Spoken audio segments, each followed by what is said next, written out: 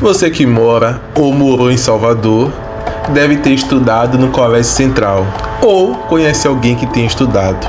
Mas caso as hipóteses anteriores não me contemplem, ao andar pelo centro de Salvador, pelas imediações de Nazaré, Moraria, Lapa, passou pela frente ou ao lado do Colégio Central.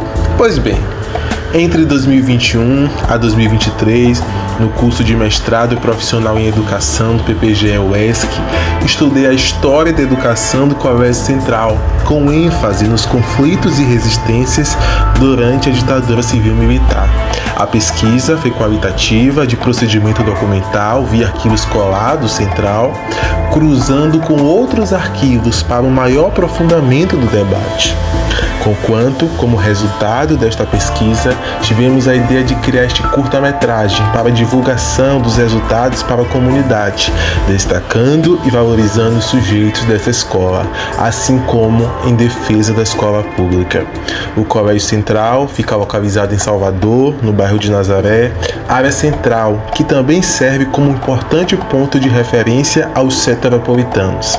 Atende aos segmentos de ensino médio regular, educação de jovens e adultos e cursos profissionalizantes. Mas você conhece a trajetória institucional dessa escola que, em 7 de setembro de 2022, completou 185 anos de existência? Sabe que durante a ditadura civil-militar se tornou o principal epicentro político de resistência estudantil? Pois bem, mergulhe conosco nessa história, mas antes temos que conhecer um pouco da história do Arquivo Escolar do Central.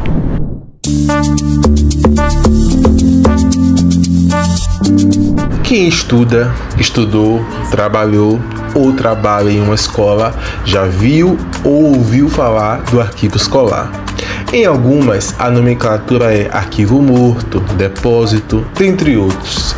Embora venha crescendo o estudo para a valorização do arquivo escolar e a defesa como um importante espaço de preservação da memória da escola, em muitas instituições ainda não se tem esse compromisso para com o arquivo, seja pelo desconhecimento ou não dispor de um suporte necessário para a sua manutenção. Na concepção de Diana Vidal e André Paulillo, a organização dos documentos da escola e da educação em arquivos abre caminhos para a pesquisa. Ou seja, as investigações sobre os sujeitos nas instituições escolares não serão apenas analisadas por documentos oficiais do governo ou qualquer outro fora da escola, mas sim através dos documentos produzidos pelos próprios sujeitos da instituição e que podem nos oferecer um novo olhar sobre a escola. Pois a ideia da cultura escolar não é pensar a escola apenas como reprodutora de uma cultura, e sim produtora e que influencia a sua comunidade local. Costa afirma que a preservação dos arquivos escolares é fundamental para a memória da história da educação, mas compreendemos que a sua manutenção depende de um conhecimento e de pessoas especializadas, visto que quem assim o ocupa, em sua maioria, está ligado a um trabalho de secretaria. Juarez Anjos, ao refletir sobre o testemunho dos arquivos escolares e o trabalho do historiador da educação, afirma que o arquivo é um lugar físico e epistemológico, onde podemos compreender as narrativas dos sujeitos da escola. Agora que já compreendemos a importância do arquivo escolar, que tal conhecer como se deu a construção do arquivo do Colégio Central? Sabemos que acompanhar o percurso institucional de 185 anos é desafiador. Imagina dar conta de fotografias, folhas de ponto, fichas de matrículas, diários, livros, dentre outros documentos que acompanham a história desta escola centenária. No caso do Central, nem tudo conseguiu se manter, seja pelas perdas ao longo dos anos, quanto por não dispor de importantes instrumentos técnicos que atendessem às diversas documentações da escola. Com as crises que acompanharam o Central, muitos documentos foram perdidos, inclusive muitos de maneira intencional. Segundo a professora de História e principal responsável pelo arquivo escolar, Débora Kelma, foi graças ao zelo e ação de profissionais antigos do Central, que hoje não ocupam mais o quadro da instituição, que muitos documentos foram resgatados, inclusive das antigas latas de lixo do colégio. Compreendemos que a maioria do arquivo foi salvo e esteve ligado à concepção de maior importância para os funcionários. Vidal e Paulillo afirmam que o valor sentimental é também fator para a guarda. Fotografias de eventos escolares ou de cenas familiares, correspondências, pessoas e diários são objetos que muitas vezes encontramos no arquivo. Em 2005, o Arquivo Central passou por um processo de sistematização. Era o momento de fazer o levantamento do que se tinha, um momento que contou apenas com a boa vontade de pessoas que compreendem a importância da valorização da memória direta dessa escola. Passa pela sua imaginação o trabalho que deu. Ao olharmos atentamente para as fotografias, temos noção. Embora com muitas promessas e pouca viabilidade, a preservação do arquivo do Central não contou com apoio eficazes que dessem conta da diversidade de documentações do Central. Após longo trabalho, foi possível verificar a existência de documentações que contemplam as 4 fases institucionais: livros de matrícula, atas de congregação, pastas de alunos egressos, livros de pontos, relatório, correspondência administrativa, fotografias e eventos que alcançaram os dias atuais. Isso nos conduz à reflexão de que as informações sobre a história da escola, as pesquisas de mestrado, doutorados que existem e vêm sendo construídas, só puderam e podem ser desenvolvidas pela preservação do arquivo escolar. Após demarcar os desafios e a importância do Arquivo Escolar Central, agora sim destacaremos a atuação dos sujeitos, a materialidade da escola, com ênfase na ditadura civil-militar do Brasil.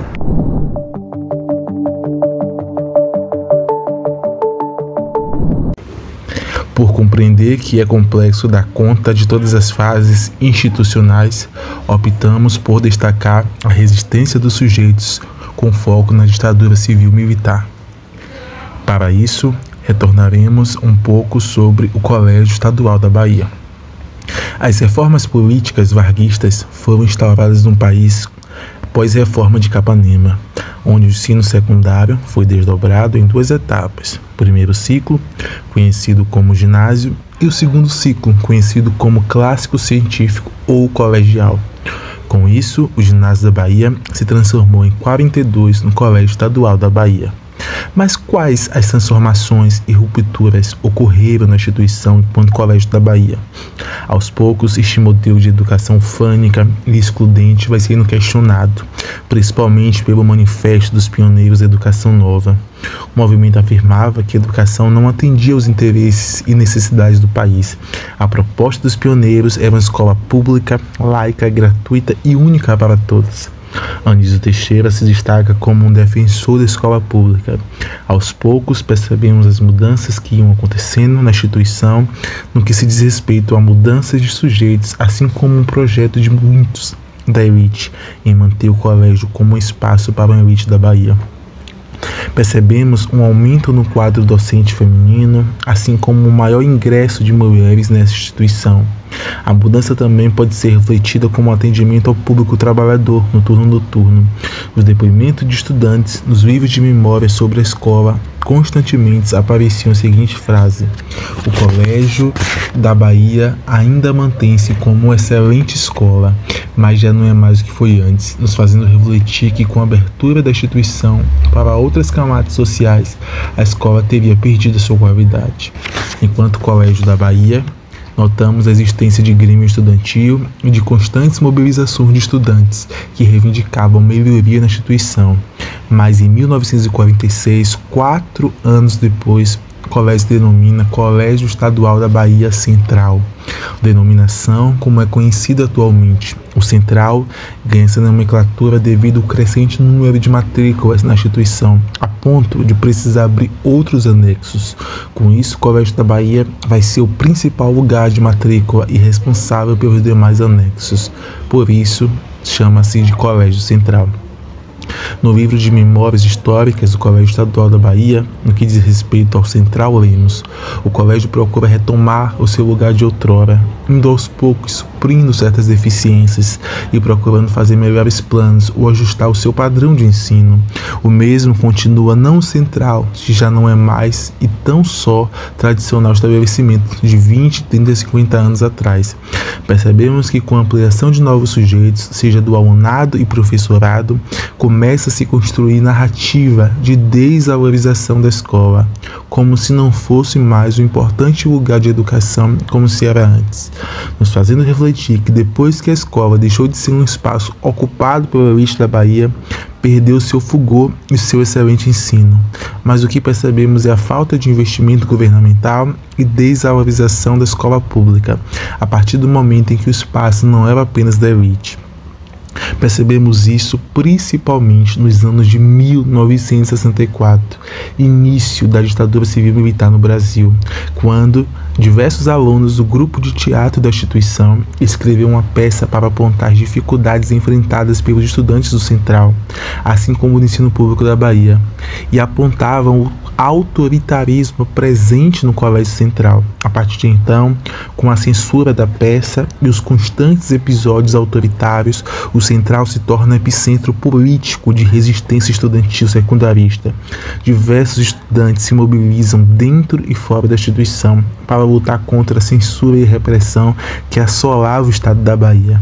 Através da análise dos documentos do arquivo escolar do Colégio Central, depoimentos da Comissão Nacional da Verdade da Bahia e Arquivo Brasil Nunca Mais, tivemos acesso a cartas, termos de declarações, autos de processos, depoimentos diversos que mostram a repressão, assim como as resistências dos sujeitos do Central. Por isso, a instituição terá uma maior vigilância do DOPS, será instituída uma comissão de educação moral e cívica para tentar silenciar e moldar os indivíduos para atender os projetos de interesse da nação. A ideia de higiene, patriotismo e moral eram comuns na instituição. A atuação dos alunos do Central será tão intensa a ponto de jornais da Bahia fazerem reportagens sobre greves gerais dos estudantes, confrontos diretos e indiretos com a polícia. Para os agentes da ditadura, assim como muitos sujeitos da sociedade soteropolitana, o Colégio Central era muito mais do que um lugar de lutar contra o autoritarismo.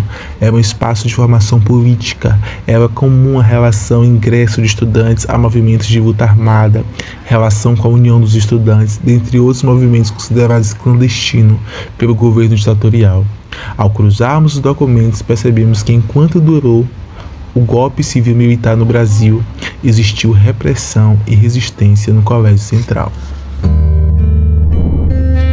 A memória e a trajetória desta escola de 185 anos de existência nos deixa um legado, nos possibilitando pensar que em um país marcado pela escravidão e exclusão e que o acesso à educação pública gratuita igual para todos se deu tardiamente e na luta. Na medida que vamos estudando e acompanhando a fase da instituição, percebemos que a elite dominante buscava manter a educação restrita a uma elite baiana, mas que foram transgredidas, possibilitando a inserção de novos sujeitos, mesmo que lentamente. Conhecer a história da educação do Colégio Central é perceber que homens e mulheres de baixas camadas sociais só tiveram acesso à educação pública com resistência de sujeitos que buscavam tensionar o espaço e que o ingresso se deu com narrativas da classe dominante sobre a desvalorização da escola.